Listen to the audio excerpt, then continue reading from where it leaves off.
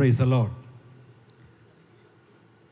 ഈ ഉച്ചതിരിഞ്ഞ സെക്ഷനിലെ യോഗത്തിൻ്റെ അധ്യക്ഷനായിരിക്കുന്ന കർത്താവിൻ്റെ ദാസൻ, ഞാൻ ബഹുമാനിക്കുന്ന പ്രിയ അനികുഞ്ഞു പാസ്റ്റർ, അതോടൊപ്പം തന്നെ വേദിയിലായിരിക്കുന്ന മറ്റ് ദൈവദാസന്മാർ, എനിക്ക് ശേഷം ദൈവത്തിൻ്റെ വചനം സംസാരിക്കുന്ന പ്രിയ Biju Joy pastor, Rajeev Xavier pastor, Bivin pastor, Sabu pastor, മറ്റെല്ലാ പ്രിയപ്പെട്ടവർക്കും, അതോടൊപ്പം തന്നെ ഈ സദസ്സിലായിരിക്കുന്ന സീനിയർ ദൈവദാസന്മാരായിരിക്കുന്ന സെൻട്രൽ പാസ്റ്റർമാർ, ലോക്കൽ സഭയുടെ ശുശ്രൂഷകന്മാരായിരിക്കുന്ന പ്രിയപ്പെട്ടവർ, ദൈവദാസന്മാർ, സഹോദരീ സഹോദരന്മാർ, എല്ലാവർക്കും ക്രിസ്തുയേശുവിൻ്റെ ധന്യതിരുനാമത്തിൽ ഉള്ള സ്നേഹവന്ദനം പ്രാരംഭത്തിൽ ഓർപ്പിക്കട്ടെ.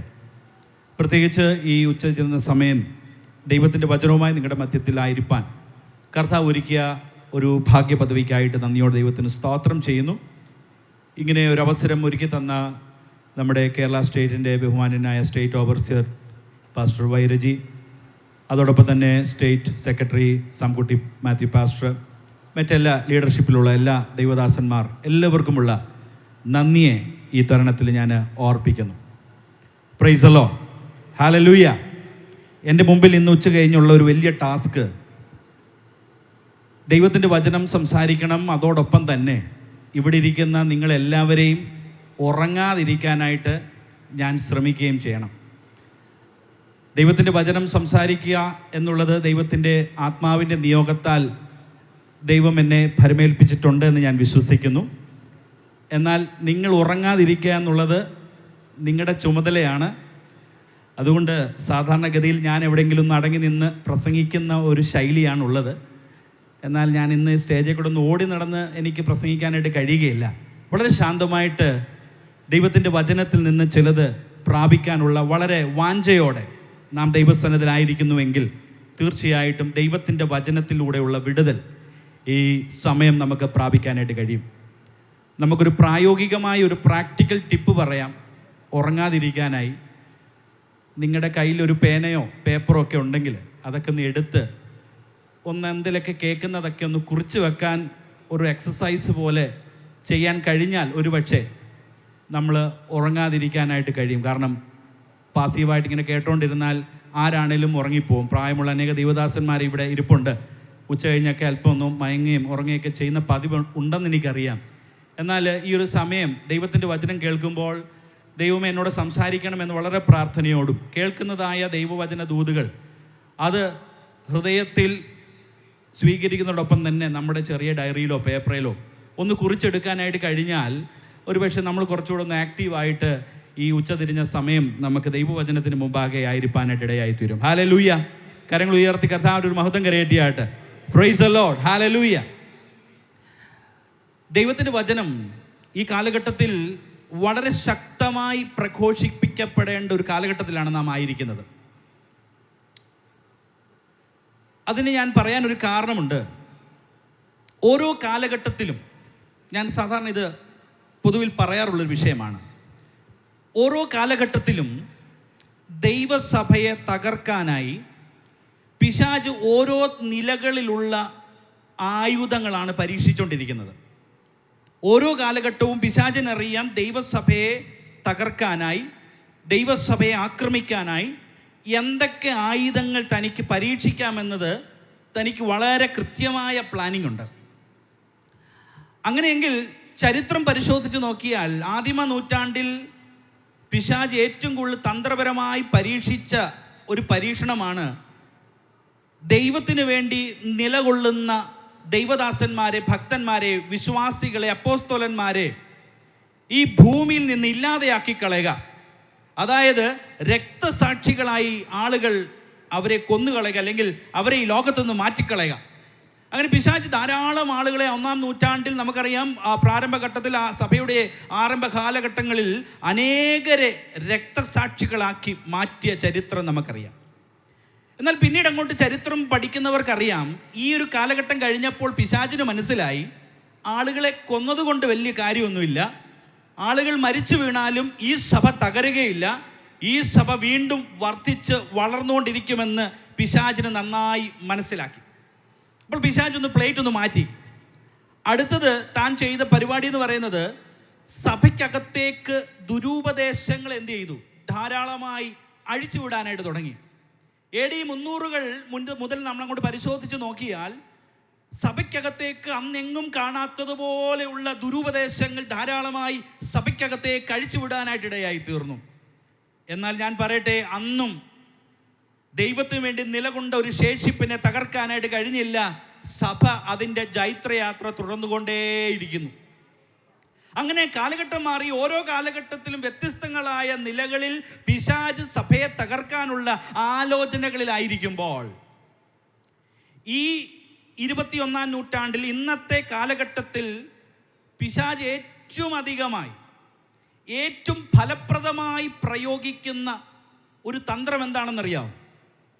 പീഡനങ്ങൾ ഉണ്ടായിരിക്കാം, ദുരുപദേശങ്ങളുണ്ട്, ഇതൊക്കെ ശരി, അതൊക്കെ ഓരോ ഭാഗങ്ങളിൽ ഉണ്ടെങ്കിലും ദ മോസ്റ്റ് പെർസെൻറ്റേജ് ഏറ്റവും കൂടുതൽ ഫലപ്രദമായി ഉപയോഗിക്കുന്ന ഒരു ആയുധം എന്തെന്ന് ചോദിച്ചാൽ ദൈവജനത്തെ ദൈവവചനത്തിൻ്റെ മുമ്പാകെ അവരുടെ കണ്ണുകളെ കുരുടാക്കി കളയുക.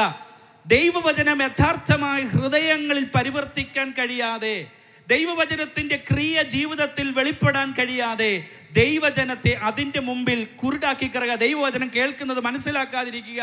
ദൈവവചനത്തിൻ്റെ ആഴമേറിയ ദൈവിക സത്യങ്ങളിലേക്ക് ആരും ഇറങ്ങരുത് എന്നതാണ് പിശാച് വളരെ തന്ത്രപരമായി പ്രയോഗിക്കുന്നത്. അതുകൊണ്ട് ദൈവവചനത്തെ യഥാർത്ഥമായി ജീവിതത്തിലേക്ക് പകർന്നെടുക്കാൻ കഴിഞ്ഞാൽ അത് ജീവിതത്തിൽ ഒരു വലിയ വിജയമാണ്.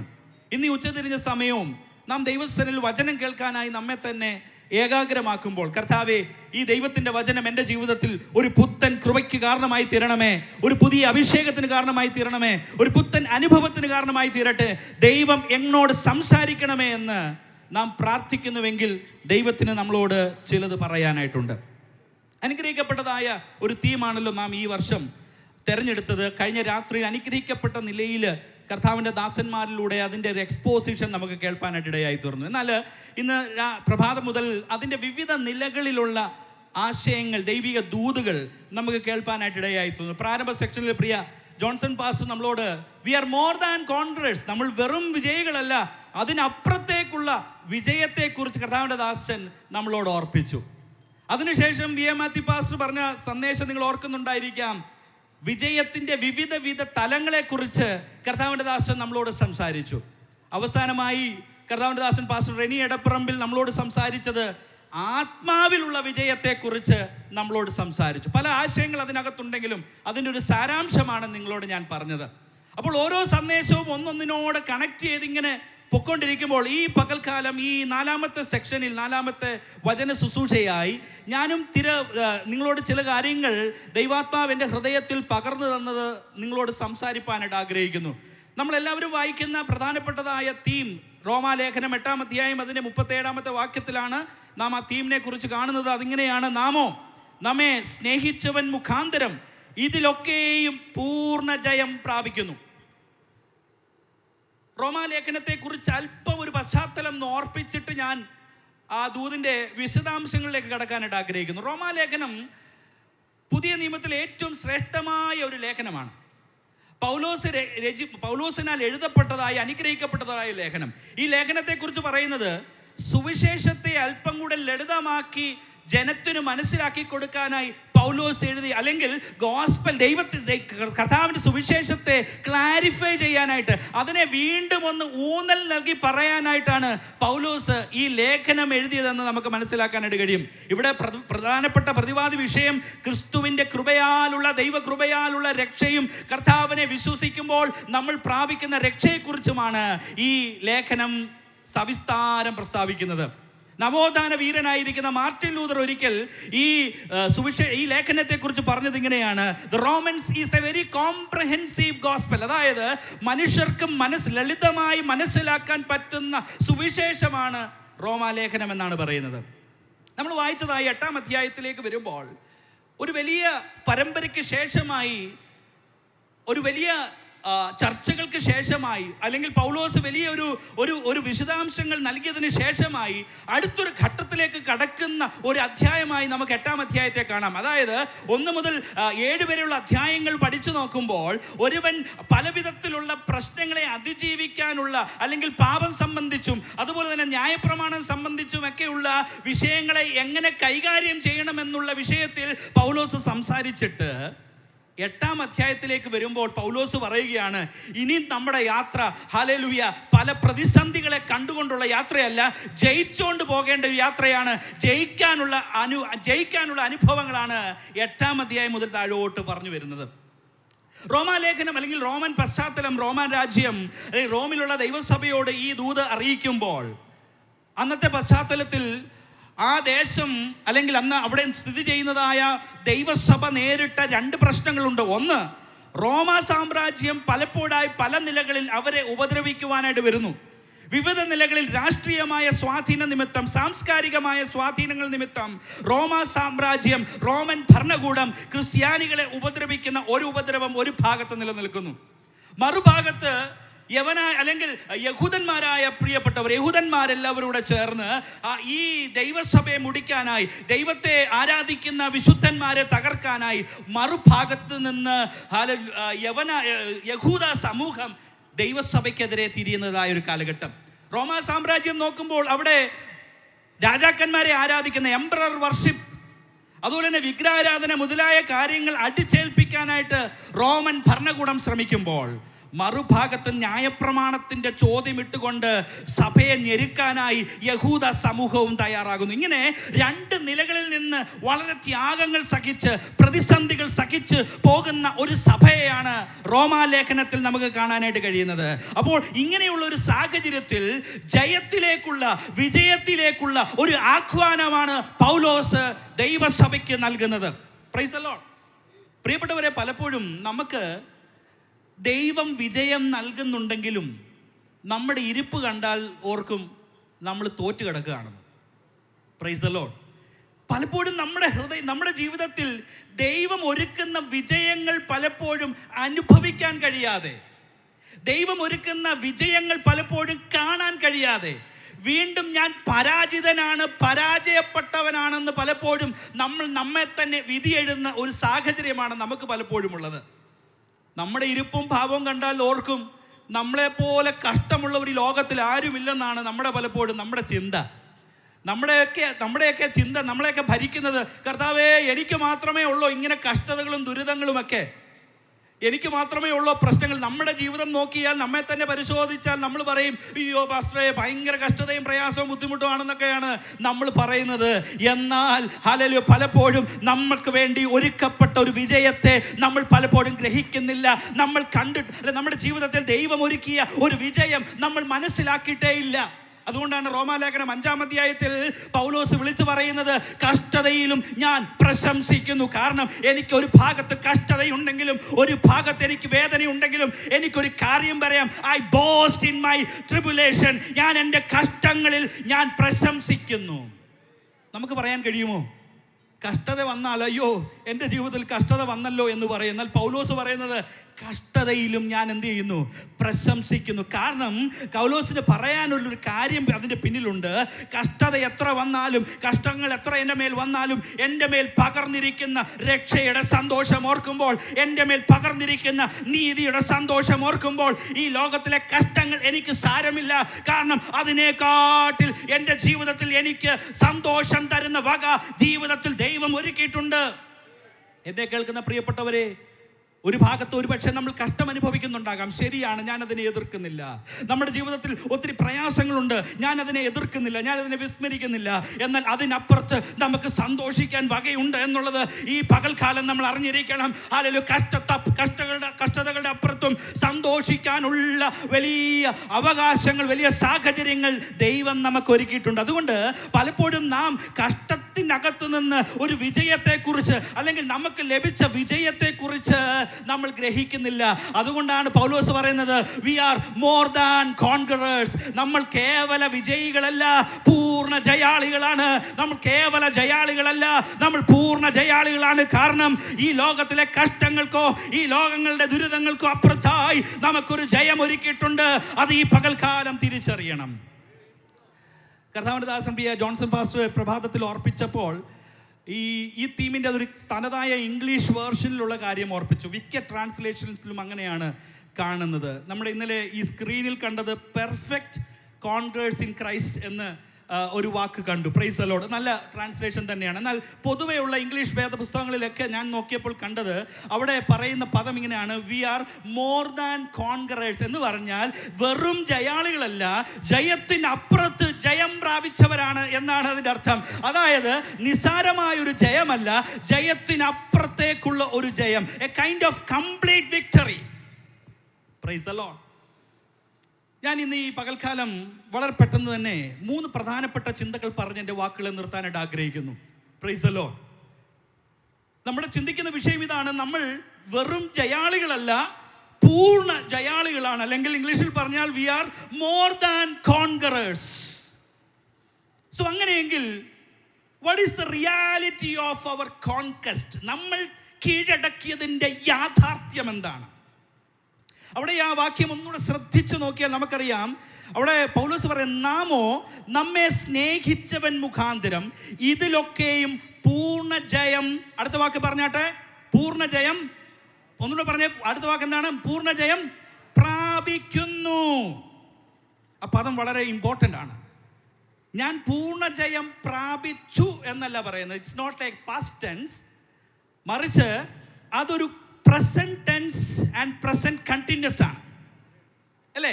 അവിടെ പറയുന്നതാണ് ഞാൻ പ്രാപിക്കുന്നു എന്ന് പറഞ്ഞാൽ നമ്മൾ പ്രാപിച്ചിരിക്കുന്ന വിജയത്തിൻ്റെ യാഥാർത്ഥ്യം, the conquest, the reality of the conquest, അത് മറ്റൊന്നുമല്ല, it's still continuing. അത് തുടർന്നുകൊണ്ടേ ഇരിക്കുകയാണ്, അത് അവസാനിച്ചിട്ടില്ല. വീണ്ടും വീണ്ടും അത് നമ്മുടെ ജീവിതത്തിൽ വന്നുകൊണ്ടേ ഇരിക്കുകയാണ്. സോ ഒരു യുദ്ധത്തിനോ അല്ലെങ്കിൽ ഒരു കായിക വിനോദത്തിനോ ഒക്കെ പോകുമ്പോൾ, കായിക മത്സരത്തിനൊക്കെ പോകുമ്പോൾ വൺസ് അത് തീർന്നാൽ അതവിടെ തീർന്നു. ഒരു മത്സരം കഴിഞ്ഞാൽ യെസ് വി ആർ, ഞങ്ങൾ ജയിച്ചു, ഞങ്ങൾ അത് അവസാനിപ്പിച്ചു എന്ന് പറയാം. എന്നാൽ ഇവിടെ പൗലോസ് പറയുന്നൊരു പദം വളരെ പ്രധാനമാണ്. നാമോ നമ്മെ സ്നേഹിച്ചവൻ മുഖാന്തരം ഇതിലൊക്കെയും പൂർണ്ണ ജയം പ്രാപിക്കുന്നു. Still we R continuing that victory. നമ്മൾ ഇന്നും ആ വിജയം തുടർന്നുകൊണ്ടേ ഇരിക്കുകയാണ്. അപ്പോൾ നമ്മൾ പ്രാപിച്ചിരിക്കുന്ന നമ്മൾ പ്രാപിച്ചിരിക്കുന്നതായ വിജയത്തിന്റെ റിയാലിറ്റി എന്ന് പറയുന്നത് അത് ഇന്നലെ അവസാനിച്ചതല്ല, കഴിഞ്ഞ കാലങ്ങളിൽ അവസാനിച്ചതല്ല. ഇന്ന് ഈ പകൽക്കാലം നമുക്ക് വേണ്ടി വിജയങ്ങൾ ഒരുക്കുന്ന ഒരു തലത്തിലാണ് നാം ആയിരിക്കുന്നത്. So we are conquerors. That is still continuing. അത് തുടർന്നും മുമ്പോട്ട് പൊയ്ക്കൊണ്ടിരിക്കുകയാണ്. അതുകൊണ്ട് എന്നെ കേൾക്കുന്ന പ്രിയപ്പെട്ടവരെ, നമ്മൾ വിജയിക്കുന്നത്, നമ്മൾ ജയിക്കുന്നത്, പൂർണ്ണ ജയാളികളായി മാറുന്നത്, ഇറ്റ്സ് എ ഗ്ലോറിയസ് വിക്ടറി. അത് ഏറ്റവും മഹത്തായ ഒരു വിജയമാണ്, ഏറ്റവും മഹത്തായ ഒരു ജയമാണ്. അതുകൊണ്ടാണ് പൗലോസ് പറഞ്ഞത് ഇത് പൂർണ്ണ ജയത്തിൻ്റെ അവസരമാണ്. Price the Lord. നമ്മൾ പൂർണ്ണ ജയാളികളാകുന്ന ഒരു മണ്ഡലമാണ്. Price the Lord. അടുത്തത് the second fact, the realm of our conquest. Praise the Lord. ഇംഗ്ലീഷിൽ പറഞ്ഞാൽ അതിൻ്റെ കറക്റ്റ് റിട്ടോറിക്കലായിട്ട് പറയാനൊരു സുഖമുണ്ട്, അതുകൊണ്ടാണ് ഞാൻ അങ്ങനെ പറഞ്ഞത്. The first one, the reality of conquest. അതായത് നമ്മൾ പ്രാപിച്ച ജയത്തിൻ്റെ യാഥാർത്ഥ്യം. Secondly, the realm of our conquest. നമ്മൾ പ്രാപിക്കുന്ന ജയത്തിൻ്റെ തലം, the realm of our conquest. അവിടെ ആ വാക്യം തന്നെ വീണ്ടും അതിലേക്ക് നമുക്ക് വരാം. നാമോ നമ്മെ സ്നേഹിച്ചവൻ മുഖാന്തരം. അടുത്ത പദവിനോട് പറഞ്ഞാട്ടെ, നാമോ നമ്മെ സ്നേഹിച്ചവൻ മുഖാന്തരം ഇതിൽ ഒക്കെയും, all these things, ഇതിലൊക്കെയും നമ്മൾ എന്ത് ചെയ്യുന്നു? ക്രിസ്തുവിൽ പൂർണ്ണ ജയം പ്രാപിക്കുന്നു. അപ്പോൾ അവിടെ ഒരു പദം പ്രത്യേകിച്ച് കൊടുത്തിരിക്കുന്നത് ഇതിൽ ഒക്കെയും. അങ്ങനെയെങ്കിൽ ഏതിലൊക്കെയും. കഴിഞ്ഞ രാത്രികാലം കർത്താവിൻ്റെ ദാസൻ ചില കാര്യങ്ങൾ നമ്മളെ ഓർപ്പിക്കുകയുണ്ടായി. എന്നാൽ ഞാൻ ചിലതുകൂടെ അതിൻ്റെ കൂടെ കൂട്ടിച്ചേർക്കാനായിട്ട് ആഗ്രഹിക്കുന്നു. അത് മനസ്സിലാക്കണമെങ്കിൽ തൊട്ട് പുറകത്തിലെ വാക്യത്തിലേക്ക് നമുക്ക് പോകാം. 8-ാം അധ്യായം അതിൻ്റെ 33-ാമത്തെ വാക്യമാണ് ഒന്നാമത്തെ കാര്യം. ഏതിലൊക്കെയും എന്നുള്ള ചോദ്യത്തിന് മുമ്പിൽ നമുക്ക് പറയാം ഒന്നാമത്തെ കാര്യം. 33-ാമത്തെ വാക്യം ഇങ്ങനെ വായിക്കുന്നു: ദൈവം തിരഞ്ഞെടുത്തവരെ ആര് കുറ്റം ചുമത്തും? നീതീകരിക്കുന്നവൻ ദൈവം. Price the Lord. അപ്പോൾ ഒന്നാമത്തെ റലം, പ്രൈസ് ദി ലോർഡ്, നമ്മെ കുറ്റം വിധിക്കുന്ന തലം. Price the Lord. നമ്മെ കുറ്റം ചുമത്തുന്ന തലം. The one who charges us. നമുക്കെതിരെ കുറ്റം ചുമത്തുന്ന തലം. നമുക്കറിയാം, ഈ റോമാ സഭയിലുള്ള വിശ്വാസികൾ പല നിലകളിലുള്ള കുറ്റാരോപണം അവർക്ക് നേരെ ഉണ്ടാകുന്നുണ്ട്. ഒന്ന്, ഞാൻ പറഞ്ഞല്ലോ, ശാന്തമായി ശ്രദ്ധിക്കുക. ഒന്ന്, ആ കാലഘട്ടത്തിൽ രാജാക്കന്മാരെ ആരാധിക്കുന്ന പദമുണ്ട്, എംപറർ വർഷിപ്പ്. ചക്രവർത്തിമാരെ രാജാവിനെ പോലെ എന്ത് ചെയ്യണം? കണ്ട് ആരാധിക്കണം, എംപറർ വർഷിപ്പ്. എന്നാൽ വിശ്വാസികൾ, വിശ്വാസി ജനങ്ങൾ, വിശ്വാസി മക്കൾ എന്ത് ചെയ്തില്ല? ഈ അവരുടെ ചക്രവർത്തിമാരെ എന്ത് ചെയ്തില്ല? ആരാധിച്ചില്ല. അവർക്കെതിരെയുള്ള കുറ്റം അതായിരുന്നു. എന്ത് ചെയ്തു? അവർ ദൈവത്തെ അല്ലെങ്കിൽ രാജാവിനെ എന്ത് ചെയ്തില്ല? ആരാധിക്കുന്നില്ല. രണ്ട്, അവിടെ ഒത്തിരി പാഗൻ പ്രാക്ടീസുകളുണ്ട്. പാഗൻ എന്ന് പറഞ്ഞാൽ ജാതീയമായ ആചാരങ്ങൾ, ദേശത്ത് നിലനിൽക്കുന്ന അനേക ജാതീയ ആചാരങ്ങൾ. അതിലൊന്നും വിശ്വാസി ജനങ്ങൾ എന്ത് ചെയ്യുന്നില്ല? ഭാഗവാക്കാകുന്നില്ല. ലോകത്തിൽ നടക്കുന്ന സകല ഉത്സവങ്ങളും അവിടെയുണ്ട്. അപ്പോൾ ചില ജാതീയ ആചാരങ്ങൾ അവിടെ നടക്കുന്ന വേളയിൽ വിശ്വാസി സമൂഹങ്ങൾ അതിൽ നിന്ന് വേർപെട്ടിരിക്കുമ്പോൾ അവർക്കെതിരെയുള്ള കുറ്റം ഇതാണ്: ഞങ്ങൾ ചെയ്യുന്നത് പോലെ എന്ത് ചെയ്യുന്നില്ല? മറ്റുള്ളവർ ആരും ആ കാര്യങ്ങൾ അനുഷ്ഠിക്കുന്നില്ല. മൂന്നാമത്തെ വലിയ ഗൗരവമുള്ളൊരു കുറ്റമാണ് അവരെക്കുറിച്ച് പറയുന്നത്. നിരീശ്വരവാദികൾ എന്നാണ് പറയുന്നത്. ആരാ? വിശ്വാസികളെ റോമാക്കാരും യഹൂദന്മാരും വിശേഷിപ്പിക്കുന്നത് എന്താണ്? നിരീശ്വരവാദികൾ. കാരണം എന്താണെന്നറിയാമോ? അവർക്ക് അമ്പലമില്ല, അവർക്ക് ദൈവമില്ല, വിഗ്രഹമില്ല, യാതൊന്നുമില്ല. അതൊന്നും ഇല്ലെങ്കിൽ പിന്നെന്താ? അവരെ സംബന്ധിച്ച് അവരെ നോക്കുമ്പോൾ ഇവർ ദൈവമില്ലാത്തവരാണ്, ഇവർ നിരീശ്വരവാദികൾ എന്നുള്ള കുറ്റമാണ് അവരെ കുറിച്ച് പറയുന്നത്. അങ്ങനെ എണ്ണിപ്പറഞ്ഞാൽ അനവധി കുറ്റങ്ങൾ അവരെ കുറിച്ചുണ്ട്. മറ്റൊന്നാണ് രാജ്യദ്രോഹികൾ. കാരണം അവർ ഈ പാട്രിയോട്ടിസം ഒന്നും അവർ കാണിക്കുന്നില്ല, അല്ലെങ്കിൽ രാജ്യസ്നേഹത്തിന് വേണ്ടിയുള്ള പ്രത്യേക കാര്യങ്ങളൊന്നും അവരിൽ നിന്ന് പ്രകടമാകാത്തത് കൊണ്ട് അവരെക്കുറിച്ച് പറയുന്നത് എന്താണ്? ഇവർ രാജ്യദ്രോഹികളാണ്, രാജ്യസ്നേഹം ഇല്ലാത്തവരാണ് എന്ന് വേണ്ട ഈ അനവധി കുറ്റങ്ങളാണ് അവർക്ക് നേരെ ചുമത്തിയിരിക്കുന്നത്. അങ്ങനെ വരുമ്പോൾ ആ സാഹചര്യത്തിൽ പൗലോസ് പറയുകയാണ്: ദൈവം തിരഞ്ഞെടുത്തവരെ ആര് കുറ്റം ചുമത്തും? നീതീകരിക്കുന്നവൻ ദൈവം മാത്രമാണ്. Praise the Lord. ദൈവം നീതീകരിച്ചവനെ ആർക്കും കുറ്റം വിധിക്കാൻ കഴിയില്ല. Once we were justified by God, ദൈവത്താൽ നീതീകരിക്കപ്പെട്ട് കഴിഞ്ഞവനെ ആർക്കും കുറ്റം ചുമത്താനായിട്ട് കഴിയുകയില്ല. Praise the Lord. ദൈവത്താൽ നീതീകരിക്കപ്പെടുക എന്ന് പറഞ്ഞാൽ എന്താ? ദൈവത്താൽ നീതീകരിക്കപ്പെടുക എന്ന് പറഞ്ഞാൽ, പ്രൈസ് ദി ലോർഡ്, നാം എല്ലാം ഈ ലോകത്തിൽ പാപികളായിരുന്നു. പറഞ്ഞപ്പോൾ വലിയ സുഖം തോന്നിയില്ല, പാപികളാണെന്ന് പറഞ്ഞാൽ. എന്നാൽ പ്രൈസ് ദി ലോർഡ്, നാം ഒക്കെ ഒരു കാലത്തിൽ പാപത്തിൽ വീണ് കിടന്ന നമ്മെ ദൈവം രക്ഷിച്ചു. ഞാൻ അല്പം കൂടെ സിമ്പിളായിട്ട് ആ കാര്യം ഒന്ന് പറയാം. ഉദാഹരണത്തിന്, ഒരു കൊലപാതകം ചെയ്ത ഒരു വ്യക്തിയെ നിങ്ങൾ മനസ്സിൽ കാണുക. പ്രമാദമായ അനവധി കൊലപാതകങ്ങളൊക്കെ ഈ കേരളത്തിൽ നടന്ന അതിൻ്റെ വിചാരണകളൊക്കെ കഴിഞ്ഞ ചില ആഴ്ചകളിലൊക്കെ നമ്മൾ പത്രമാധ്യമങ്ങളിലൂടെയൊക്കെ കണ്ടു. നിങ്ങളുടെ മനസ്സിലേക്ക് ഒരു വ്യക്തിയെ ചിന്തിക്കുക. ഒരു കൊലപാതകം ചെയ്ത ഒരു വ്യക്തി, ഈ കൊല ചെയ്ത വ്യക്തി അവൻ കൺവിക്റ്റഡ് ആണ്. അവൻ സമ്മതിച്ചിട്ടുണ്ട്, ഞാൻ എന്ത് ചെയ്തിട്ടുണ്ട്? കൊല ചെയ്തിട്ടുണ്ട്. അപ്പോൾ അവനെ ന്യായവിസ്താരത്തിലേക്ക് കൊണ്ടുപോകുന്ന സമയത്ത് അവന് വേണ്ടി വക്കാലത്തെടുത്ത് വാദിക്കുന്ന വക്കീലിനും അറിയാം എന്താ? ഇവനൊരു തെറ്റുകാരനാണ്. അപ്പോൾ ഇവന് തക്കതായ ഒരു ശിക്ഷ കിട്ടുമെന്ന് തനിക്കുള്ളിൽ ബോധ്യമുണ്ട്. എന്നാലും അവന് വേണ്ടി വാദിക്കുക എന്നുള്ളത് എൻ്റെ ഉത്തരവാദിത്വമായതുകൊണ്ട് അവന് വേണ്ടി വാദിക്കുന്നു. എന്നാൽ അവന് ബോധ്യമുണ്ട് ഇവൻ ഒരു കുറ്റം ചെയ്തിട്ടുണ്ട്, ഇവൻ അതിൻ്റെ ശിക്ഷ ലഭിക്കും. അവനെതിരെ പ്രതിക്കെതിരെ വാദിക്കുന്ന വ്യക്തിക്കും അറിയാം തീർച്ചയായിട്ടും ഇവന് കിട്ടാവുന്ന പരമാവധി ശിക്ഷ എന്ത് ചെയ്യണം? മേടിച്ചു കൊടുക്കണം. ഇത് രണ്ടും കേട്ടോണ്ടിരിക്കുന്ന ജഡ്ജിക്കും അറിയാം ഇവനൊരു കുറ്റം ചെയ്തിട്ടുണ്ട്, ഇവന് കുറ്റത്തിന് അർഹപ്പെട്ടതായ ഒരു ന്യായവിസ്താരം ചെയ്തു കൊടുക്കണമെന്ന് ഈ ജഡ്ജിക്കും അറിയാം. ഇനി ഇന്നത്തെ കാലത്തൊക്കെ ചെയ്യുന്നത് പോലുള്ള അന്തിച്ചർച്ചകളൊക്കെ ചെയ്യുന്നതായ വാർത്താ സമ്മേളനങ്ങളിൽ, മാധ്യമങ്ങളിലൊക്കെ കേൾക്കുമ്പോൾ എല്ലാവരും അടങ്കം പറയുകയാണ്, ഇന്ന വ്യക്തിക്ക് ഇത്ര വർഷത്തെ അല്ലെങ്കിൽ ഈ നിലയിലുള്ള ശിക്ഷ ലഭിക്കും. അങ്ങനെ അതെല്ലാം പറഞ്ഞ് എല്ലാവരും ഒരുപോലെ ഏകകണ്ഠേന ഒരേ സ്വരത്തിൽ പറയുകയാണ്, ഇവൻ കുറ്റക്കാരനാണ്. നാളെ ഇവൻ്റെ വിധി വരുമ്പോൾ അറിയാം എങ്ങനെയുള്ള വിധിയാണ്, എങ്ങനെയുള്ള ശിക്ഷയാണ് ഈ വ്യക്തിക്ക് ലഭിക്കുന്നതെന്ന് അടുത്ത ദിവസം നമുക്ക് അറിയാമെന്ന് എല്ലാവരും ചർച്ച ചെയ്തുകൊണ്ടിരിക്കുന്ന സമയം, പിറ്റേ ദിവസം അന്ത്യ ന്യായവിധി പറയുന്ന വേളയിൽ ലോകം മുഴുവൻ കാതോർത്തിരിക്കുകയാണ്, ഇവൻ എന്താണ് ശിക്ഷ ലഭിക്കാൻ പോകുന്നത്. എല്ലാവരും പല കണക്കൂട്ടലിലാണ് ആയിരിക്കുന്നത്.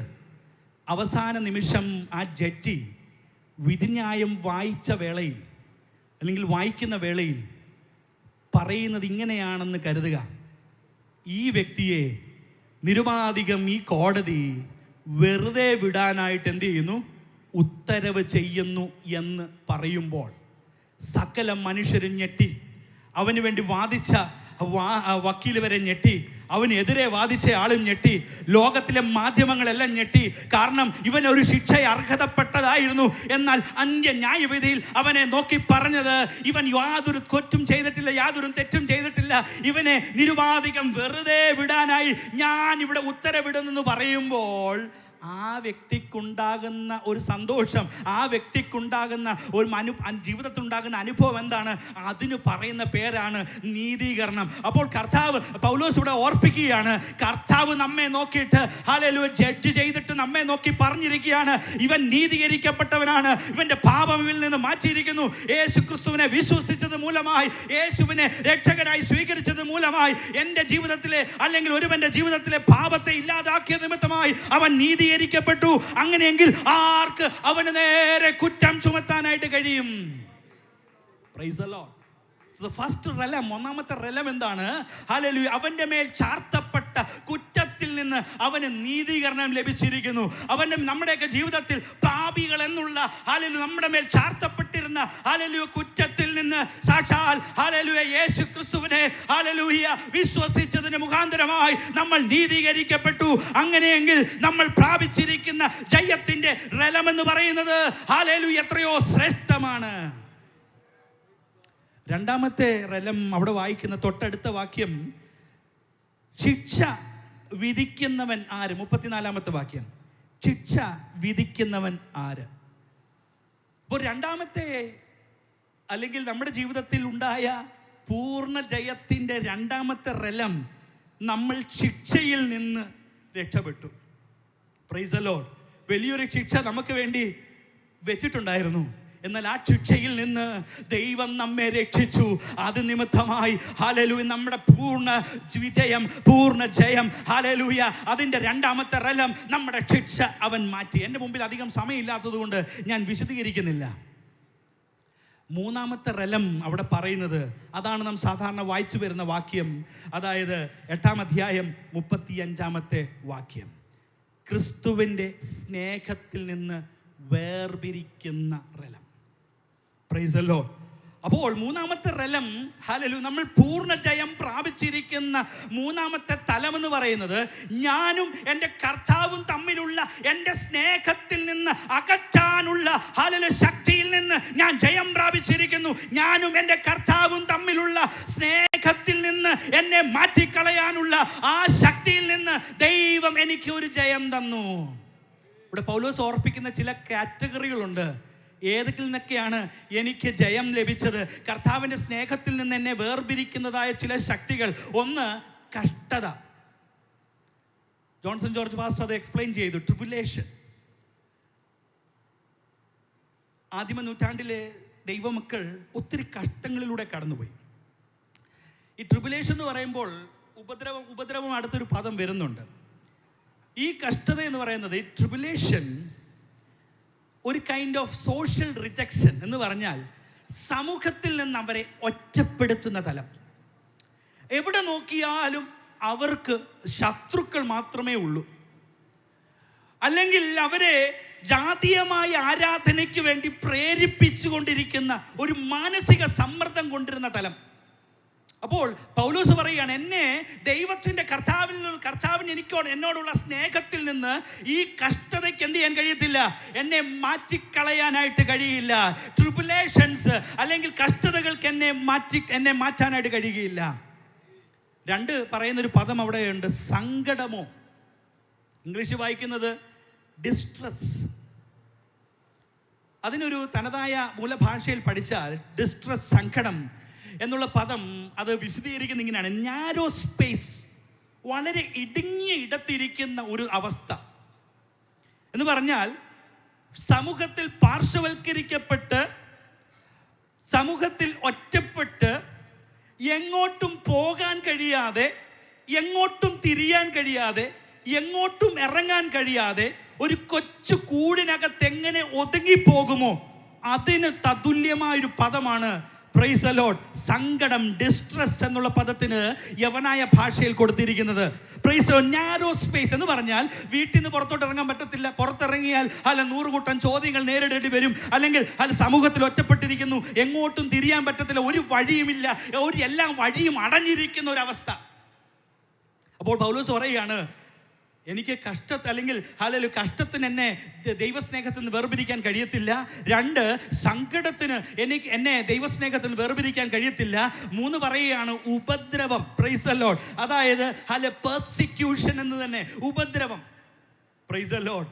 ആദിമ നൂറ്റാണ്ടിലെ ജനം ദൈവസഭ നേരിട്ട് ഉപദ്രവങ്ങൾ കേട്ട് നോക്കിയാൽ, അത് കേട്ടാൽ ഹല്ലേലൂയ നമ്മുടെ ഒന്നും മനസ്സിൽ താങ്ങാനായിട്ട് കഴിയുകയില്ല.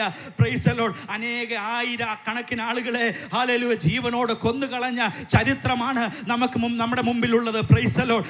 ആളുകളെ കൊല്ലുന്നതിൽ വിനോദം കണ്ടെത്തുന്ന ഒരു സമയമായിരുന്നു ആ കാലഘട്ടം. നിങ്ങൾക്കറിയാമോ, ഈ പ്രധാനപ്പെട്ട ഉത്സവങ്ങൾ നടക്കുന്ന സമയത്ത് അവരുടെ പ്രധാനപ്പെട്ട ഉത്സവ വിനോദം എന്തെന്ന് ചോദിച്ചാൽ, ഈ കർത്താവിന് വേണ്ടി നിന്ന വിശ്വാസികളെ അവരെ പിടിച്ച് ജയിലിലടച്ചിട്ട് ഈ വിനോദ സമയങ്ങളിൽ അവരെ കൂട്ടമായി കൊണ്ടുവന്നിട്ട് വലിയ സ്റ്റേഡിയം, അരേനകൾ എന്ന് പറയും, വലിയ സ്റ്റേഡിയത്തിന് ചുറ്റിനും ആളുകളെല്ലാം ഇങ്ങനെ മദ്യമൊക്കെ കുഴിച്ച് ആനന്ദിച്ച് ഉത്സവ ലഹരിയിൽ നിൽക്കുമ്പോൾ ഈ സ്റ്റേഡിയത്തിന്റെ അടിത്തട്ടിൽ നിന്ന് പ്രൈസ് ദി ലോർഡ് ഈ ആൾക്കാരെ ഓരോരുത്തരായിട്ട് ഈ ഗ്രൗണ്ട് പോലുള്ള സ്ഥലത്തേക്ക് തുറന്നു വിടും. ആ തുറന്നു വിടുന്ന സമയത്ത് അതിന്റെ അപ്പുറത്തെ സൈഡിൽ പ്രൈസ് ദി ലോർഡ് ആഴ്ചകളോളം വിശന്ന് കിടക്കുന്ന സിംഹങ്ങളും അതുപോലുള്ള വന്യമൃഗങ്ങളെ ഒരു വെറ്റ് കൂട്ടിൽ പാർപ്പിച്ചിരിക്കുകയാണ്. അങ്ങനെ വിശ്വാസികളായ ആളുകൾ ഓരോന്നോരോന്നായി ഓരോരുത്തരെ ഈ ഗ്രൗണ്ടിലേക്ക് ഇറക്കി വിടുന്നു. ഹല്ലേലൂയ.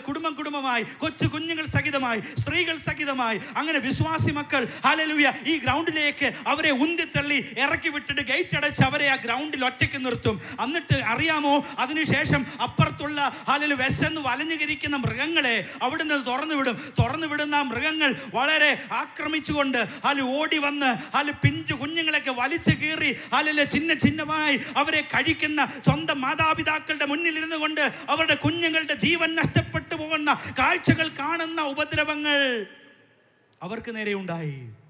മാത്രമല്ല, നമ്മൾ അനവധി ചരിത്രങ്ങൾ വായിച്ചിട്ടുണ്ട്. തിളച്ച എണ്ണയിൽ ഹല്ലേലൂയ ചിക്കനൊക്കെ വറക്കുന്നത് പോലെ ആളുകളെ മുക്കി കൊല്ലുന്ന സമ്പ്രദായം ഉണ്ടായിരുന്നു. മാത്രമല്ല ഹല്ലേലൂയ പ്രധാനപ്പെട്ട സ്ഥലങ്ങളിൽ കൊണ്ട്, അല്ലെങ്കിൽ പ്രത്യേക സ്ഥലത്ത് കൊണ്ട് നിർത്തിയിട്ട് 2 കുതിരകളെ 2 സൈഡിൽ കൊണ്ട് നിർത്തും. എന്നിട്ട് ഒരുവന്റെ കാലയിലോട്ട്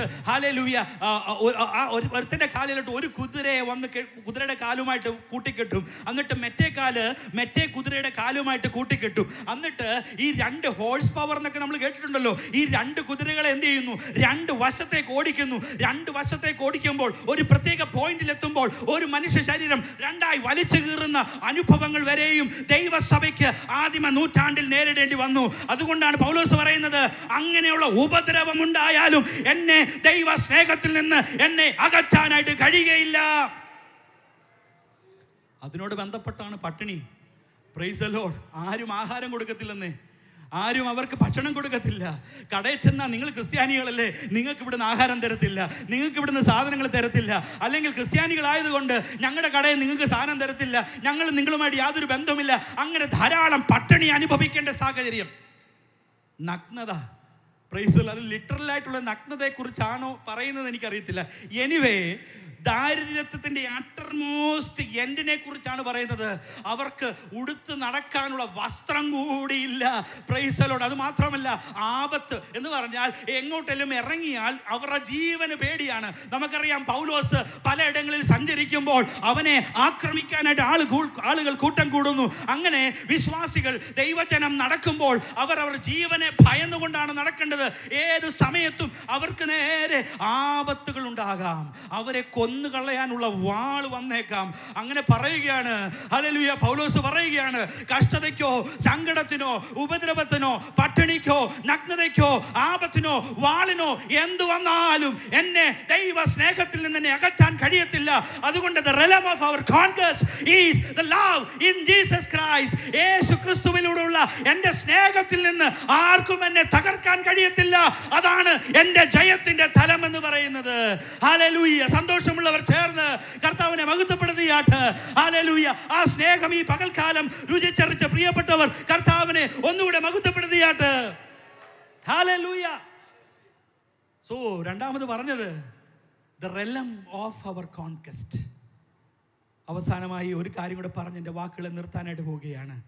മൂന്നാമത്തത് the reason for our conquest. ഒന്ന് പറഞ്ഞത് the reality of our conquest. രണ്ട്, the realm of our conquest. മൂന്ന്, the reason for the conquest. അതാണ് ആ വാക്യത്തിൽ അവസാനം പറഞ്ഞു നിർത്തുന്നത്. നാമോ നമ്മെ സ്നേഹിച്ചവൻ മുഖാന്തരം ഇതിലൊക്കെയും പ്രൈസിൽ പൂർണ്ണ ജയം പ്രാപിക്കുന്നു. നമ്മെ സ്നേഹിച്ചവൻ മുഖാന്തരം. Who is that one who's loved us? നമ്മെ സ്നേഹിച്ചവൻ ആരാണ്? നമുക്കറിയാം. ഹല്ലേലൂയ.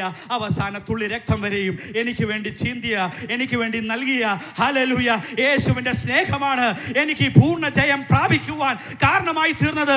കാൽവരി ക്രൂസിൽ എൻ്റെ പാപത്തിന് വേണ്ടി, എൻ്റെ ജീവിതത്തിന് വേണ്ടി കർത്താവ് തൻ്റെ ജീവനെ ബലിയാടാക്കി. അത് മറ്റൊന്നിനുമല്ല, എനിക്കൊരു പൂർണ്ണ ജയം പ്രാപിക്കാനായിട്ട്. Hallelujah, hallelujah. വേദപുസ്തകത്തിൽ വായിക്കുമ്പോൾ അവനെ ക്രൂശിച്ചു എന്നൊരൊറ്റ പദത്തിൽ നിർത്തിയിരിക്കുമ്പോൾ ആ ക്രൂശീകരണം, ഹല്ലേലൂയ, നമ്മെ ഓരോ ദിവസവും ദൈവത്തിലേക്ക് അടുപ്പിക്കേണ്ടതായ, ദൈവത്തിൻ്റെ അടുക്കിലേക്ക് അടുപ്പിക്കേണ്ടതായ ഒരു ഘടകമായിരിക്കണം. ആ ക്രൂശ് നിമിത്തമായി നമ്മൾ പൂർണ്ണ ജയാളികളായി തീർന്നു. യേശു ക്രിസ്തുവിൻ്റെ സ്നേഹം നിമിത്തമായി അവൻ്റെ ജീവൻ നമുക്ക് വേണ്ടി നൽകിയത് മുഖാന്തരമായി നമ്മൾ ഹല്ലേലൂയ പൂർണ്ണ ജയം പ്രാപിച്ചിരിക്കുന്നു. Praise the Lord. ഹല്ലേലൂയ. ക്രൂശിനെ കുറിച്ച് എനിക്ക് ഹല്ലേലൂയ വിശദീകരിക്കാനായിട്ട് എൻ്റെ ആത്മപ്രേരണയിൽ ഹല്ലേലൂയ എനിക്ക് വരുന്നുണ്ട്. എന്നാൽ ചുരുക്ക വാക്കുകൾ ഞാൻ ഓർപ്പിക്കട്ടെ. ക്രൂശ് എന്ന് പറയുന്നത് അത് സാധാരണഗതിയിൽ നമ്മൾ കാണുന്ന ഒരു കാഴ്ചയല്ല. ഈ ക്രൂശിന്റെ പിന്നിലുള്ളത് ഒരു മെഡിക്കൽ ഡോക്ടർ സാക്ഷ്യപ്പെടുത്തിയ ഒരു റിപ്പോർട്ടൂടെ പറഞ്ഞ് ഞാൻ ആ ഭാഗം നിർത്താം. ക്രൂശീകരണത്തെ കുറിച്ച് പ്രൈസ് ദി ലോർഡ് ഒരു മെഡിക്കൽ ഡോക്ടർ പറഞ്ഞത് ഇങ്ങനെയാ. Price the Lord. The kind of pressure, അതായത് യേശു കടന്നുപോയ മാനസിക സമ്മർദ്ദത്തെക്കുറിച്ച് ഈ ഡോക്ടർ വിലയിരുത്തിയിട്ട് പറയുകയാണ്, മെഡിക്കൽ സയൻസ് പ്രകാരം ഒരു മനുഷ്യൻ്റെ ഉള്ളിൽ അവന് വിസ്റ്റാൻഡ് ചെയ്യാൻ പറ്റുന്ന ഒരു ബ്ലഡ് പ്രഷറിൻ്റെ ലെവലുണ്ട്. നമുക്കറിയാലോ നമ്മുടെ നോർമൽ റേഞ്ച് എത്ര? 120/80. എന്നാൽ പ്രായമുള്ളവരൊക്കെ കുറച്ചുകൂടെയൊക്കെ വിസ്റ്റാൻഡ് ചെയ്യും. എന്നാൽ ഒരു ലെവല് കഴിഞ്ഞാൽ ഈ ബ്ലഡ് പ്രഷറിന് എന്ത് ചെയ്യാൻ കഴിയത്തില്ല, അത് വിസ്റ്റാൻഡ് ചെയ്യാൻ കഴിയത്തില്ല. ഒന്നെങ്കിൽ ആ വ്യക്തി അവിടെ കുഴഞ്ഞു വീണ് മരിക്കും. കാരണം ഒരു പ്രഷറിന് ഹാൻഡിൽ ചെയ്യേണ്ട ഒരു രലമുണ്ട്, ഒരു തലമുണ്ട്. അതിനപ്പുറത്തേക്ക് ബ്ലഡ് പ്രഷർ മുകളിലേക്ക് പോയാൽ ആ വ്യക്തി മരിച്ചു വീഴും. ഇൻ കേസ് അത് അതിജീവിച്ചെന്നിരിക്കട്ടെ, അങ്ങനെയെങ്കിൽ പിന്നെ തൻ്റെ രക്തം പ്രൈസ് ദി ലോർഡ് രോമകൂപങ്ങളിൽ നിന്ന് പുറത്തേക്ക് വമിക്കാനായിട്ട് തുടങ്ങും. ഇൻ കേസ് ബ്ലഡ് പ്രഷർ ഒരു പരിധിക്കപ്പുറത്തേക്ക് പോയാലും പ്രൈസ് ദി ലോർഡ് അത് ഒരു മനുഷ്യന് സഹിക്കാൻ കഴിയുന്ന തലമല്ല. എന്നാൽ ഇൻ കേസ് അതങ്ങനെ കടന്നു പോയാൽ അവൻ്റെ രോമകൂപങ്ങളിൽ നിന്ന് എന്ത് ചെയ്യും? ആ രക്തം ഹല്ലേലൂയ പുറത്തേക്ക് വരും. ഹല്ലേലൂയ. യേശുക്രിസ്തു ഗെത്സമനെ തോട്ടത്തിൽ പ്രാർത്ഥിക്കാൻ ചെന്നപ്പോൾ അവൻ്റെ ഹല്ലേലൂയ വേർപ്പ് തുള്ളികൾ രക്തത്തുള്ളികളായി പുറത്തു വന്നുവെന്ന് ദൈവവചനത്തിൽ നമ്മൾ കാണുന്നല്ലോ. Hallelujah. The kind of pressure, അവൻ കടന്നുപോയ ആഗണി, അവൻ കടന്നുപോയ വേദന എത്രയോ വലുതാണ്. ക്രൂശീകരണത്തെക്കുറിച്ച് പറയുമ്പോൾ നമ്മൾ ചിത്രങ്ങളിലും പടത്തിലൊക്കെ കണ്ടിട്ടുണ്ട്. എന്നാൽ ക്രൂശീകരണം അത്ര എളുപ്പമുള്ള ഒരു പ്രക്രിയയല്ല. Praise the Lord. വളരെയധികമായി തകർന്ന് ചാട്ടവാറിനാൽ അടികൊണ്ട് ദേഹം മുഴുവൻ തകർന്നിരിക്കുന്ന ഒരു മനുഷ്യനെ തൻ്റെ ക്രൂശ് എടുത്ത് ചുമന്നുകൊണ്ട് ഒരു പ്രത്യേക ഇടം വരെ നടന്നു ചെന്നിട്ട് അവിടെ ചെല്ലുമ്പോൾ കസാറയിലോട്ട് വന്ന് ഇരുന്നാട്ടെ, പെതുക്കെ വന്ന് ഇരുന്നാട്ടെ, ഇങ്ങനെയൊന്നുള്ള പദമല്ല, എടുത്ത് ക്രൂശിന്റെ മകളിലോട്ടേക്ക് എറിയുകയാണ്. ഒരിക്കൽ പോലും ക്രൂശിന്റെ അടുത്തേക്ക് വന്നിട്ട് സാവധാനത്തിൽ ഒരു കുറ്റവാളിയെ പിടിച്ച് അവിടെ അവന് വേദനിക്കരുത് എന്ന നിലയിലല്ല അവർ കൈകാര്യം ചെയ്യുന്നത്. ഒരു മൃഗത്തെ കൈകാര്യം ചെയ്യുന്ന പോലെ ക്രൂശിന്റെ മുകളിലേക്ക് കുറ്റവാളിയെ വലിച്ചെറിയുകയാണ് ചെയ്യുന്നത്. എന്നിട്ട് എന്താ ചെയ്യുന്നതെന്ന് അറിയാമോ? രണ്ട് കരങ്ങളും രണ്ട് വശത്തേക്ക് നീട്ടിവെക്കും. അത് പൂർണ്ണമായി വലിച്ചു വെക്കത്തില്ല, അല്പം അയഞ്ഞ നിലയിൽ അതിനെ അവിടെ സ്ഥാപിക്കും. എന്നിട്ട് ഒരു കൈയിലേക്ക് വലിയ ആണികൾ അടിച്ചു വെക്കും. അതിനുശേഷം അതുപോലെ തന്നെ പൂർണ്ണമായി ഒരു കരം അങ്ങേയറ്റം വരെ വലിച്ച് ടൈറ്റാക്കാതെ അതിനെ അല്പം ലൂസാക്കി വെച്ചിട്ട് അതിലേക്ക് എന്ത് ചെയ്യും? അടുത്ത ആണിയും അടിക്കും. എന്നിട്ട് അത് രണ്ട് കാലുകളും താഴോട്ട് വെച്ച് നേരെ പ്രതലത്തിലല്ല വെക്കുന്നത്, ചരിച്ചു വെക്കും. ചരിച്ചു വെച്ചിട്ട് ഒരു കാലിന്റെ മുകളിലേക്ക് മറ്റേ കാല് വെച്ചിട്ട് ഒരിക്കലും അവന് കാലുറപ്പിച്ച് നിൽക്കാൻ കഴിയരുത്. അതുകൊണ്ട് നേരെ വെക്കാതെ കാലുകൾ ചരിച്ചു വെച്ചിട്ട് മുൻഭാഗത്തേക്ക് ആണികൾ അടിച്ചു വെക്കും. എന്നിട്ട് എന്താ ചെയ്യുന്നതെന്ന് അറിയാമോ? അവർ ദൂരെ മാറി നിൽക്കുമ്പോൾ ഈ ക്രൂസിൽ കിടക്കുന്ന ആള് വേദനയെ സഹിക്കാനായി തന്റെ കരങ്ങളിലൂടെ വരുന്ന അവന്റെ ശരീരത്തിന്റെ ഭാരത്തെ താങ്ങാനായി അവൻ കരങ്ങളിൽ തന്റെ ബലം കൊടുക്കുമ്പോൾ ആ കരങ്ങളിൽ നിന്ന് നാടി നരമ്പുകളിലേക്ക് സമ്മർദ്ദം ചെല്ലുകയും അത് വലിയ വേദനയ്ക്ക് കാരണമായി തീരുകയും ചെയ്യും. എന്നാൽ കൈ കൊണ്ട് വേണ്ട, കാലും കൊണ്ട് ചെയ്യാമെന്ന് വിചാരിച്ച് കാല് വെച്ച് അമർത്തുമ്പോൾ കാലിൽ നിന്ന് നാടി നരമ്പുകളിലേക്ക് വലിയ സമ്മർദ്ദം ചെല്ലുന്നു. അങ്ങനെ ഇഞ്ചിഞ്ചായി ഓരോ നിമിഷവും ക്രൂസിൽ കിടന്ന് മരിക്കുന്ന ഒരവസ്ഥയാണ് ഉള്ളത്. എന്നെ കേൾക്കുന്ന പ്രിയപ്പെട്ടവരെ, നാമോ നമ്മെ സ്നേഹിച്ചവൻ മുഖാന്തരം എന്തിനു വേണ്ടി ഈ കാൽവറി ക്രൂസിൽ അവൻ നമുക്ക് വേണ്ടി തകർക്കപ്പെട്ടത്, എന്നെ നിന്നെയും പൂർണ്ണ ജയാളികളാക്കാനായി. അവൻ കാൽവറി ക്രൂസിൽ തന്റെ ജീവൻ നൽകിയെങ്കിൽ എത്ര ലാഘവത്തോടെയാണ് ക്രൂസിനെ നാം മനസ്സിലാക്കുന്നത്. ക്രൂസിന്റെ ശക്തി അതിൽ നിന്ന് നമ്മെ ആർക്കും വേർപിരിക്കാനായിട്ട് കഴിയുകയില്ല. ആ ക്രൂസിലേക്ക് നോക്കാനായി, ആ ക്രൂസിന്റെ ശക്തി ചുവട്ടിലേക്ക് വരാനായി ഈ കാലഘട്ടത്തിൽ ദൈവം നമ്മെ ശക്തീകരിക്കട്ടെ. നമുക്ക് പൂർണ്ണ ജയം തരുവാനായി. അവൻ കാൽവറി ക്രൂസിൽ കണ്ടാൽ ആളല്ല എന്ന് തോന്നിക്കുമാറ് അവന്റെ ശരീരങ്ങൾ ഉടുവുചാലുകൾ പോലെ അത് തകർക്കപ്പെട്ടത് കേവലം നമുക്ക് പൂർണ്ണ ജയം വരുത്തി തരാനായിട്ടാണ്. അതുകൊണ്ടാണ് പൗലോസ് പറയുന്നത്, നമ്മെ സ്നേഹിച്ചവൻ മുഖാന്തരമായി, നമ്മെ സ്നേഹിച്ചവൻ മുഖാന്തരമായി ഇതിൽ നിന്നൊക്കെയും നാം പൂർണ്ണ ജയം പ്രാപിക്കുന്നു. എൻ്റെ വാക്കുകൾ ഇവിടെ നിർത്താൻ പോവുകയാണ്. എന്നെ കേൾക്കുന്ന പ്രിയപ്പെട്ടവരെ, ക്രൂസിന്റെ സ്നേഹത്തെ എത്രയോ തവണ നമ്മൾ ത്യജിച്ചിട്ടുണ്ട്. എത്രയോ തവണ നമ്മൾ അത് വളരെ നിസാരമായി കണ്ടിട്ടുണ്ട്. എത്രയോ തവണ നിസാരവൽക്കരിക്കപ്പെട്ടിട്ടുണ്ട്. എന്നാൽ ഈ പകൽക്കാലം എന്നെ കേൾക്കുന്ന പ്രിയപ്പെട്ടവരെ, അവന്റെ സ്നേഹത്തിന് മുമ്പിൽ നമുക്ക് നമ്മെ തന്നെ ഒന്ന് സമർപ്പിക്കാം. ദൈവം നമുക്ക് വേണ്ടി ഒരുക്കിയ സ്നേഹത്തിന് മുമ്പിൽ നമ്മെ തന്നെ ഒന്ന് സമർപ്പിക്കാം. ഈ കൺവെൻഷൻ കഴിഞ്ഞു പോകുന്നതിന് മുമ്പ് ഞാൻ പ്രാപിച്ചിരിക്കുന്ന ആ പൂർണ്ണ ജയത്തിന്റെ reason, because he has died for me. അവൻ എനിക്ക് വേണ്ടി മരിച്ചു, എന്റെ പാപങ്ങൾക്ക് വേണ്ടി മരിച്ചു. അതുകൊണ്ട് ഞാൻ ഇന്ന് പൂർണ്ണ ജയാളികളായി നിൽക്കുന്നു. കരങ്ങൾ ഉയർത്തി ദൈവത്തെ മഹത്വപ്പെടുത്തിയാട്ട്. Hallelujah, hallelujah. കരങ്ങൾ ഉയർത്തി ദൈവത്തിന്റെ മഹത്വം കുറയാട്ടിയാട്ട്. അടുത്തൊരു സന്ദേശം കേൾക്കുന്നതിന് മുമ്പ് നമുക്ക് ദൈവത്തെ ഒന്ന് ആരാധിക്കാം. എല്ലാ പ്രിയപ്പെട്ടവരും എഴുന്നേറ്റ് നിന്നാട്ടെ ഒരു നിമിഷം. ഹല്ലേലൂയ. അടുത്തൊരു സന്ദേശത്തിലേക്ക് നമ്മൾ കടക്കുന്നതിന് മുമ്പാകെ നമ്മുടെ ഹൃദയങ്ങളെ ദൈവത്തിന് സമർപ്പിച്ചുകൊണ്ട് നമുക്കൊരു പൂർണ്ണ ജയം പ്രാപിക്കാൻ കഴിഞ്ഞെങ്കിൽ ആ ദൈവത്തെ കരമുയർത്തി ശക്തിയോടെ കരങ്ങളടിച്ച് ദൈവത്തെ മഹത്വപ്പെടുത്താമല്ലോ.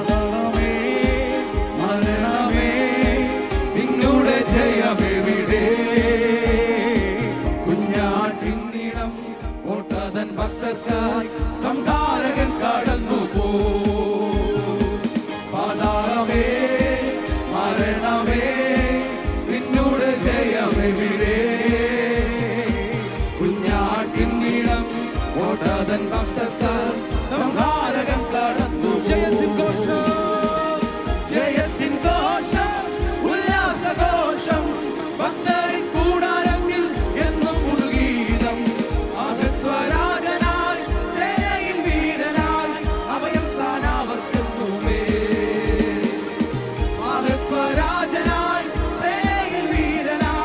അവൻ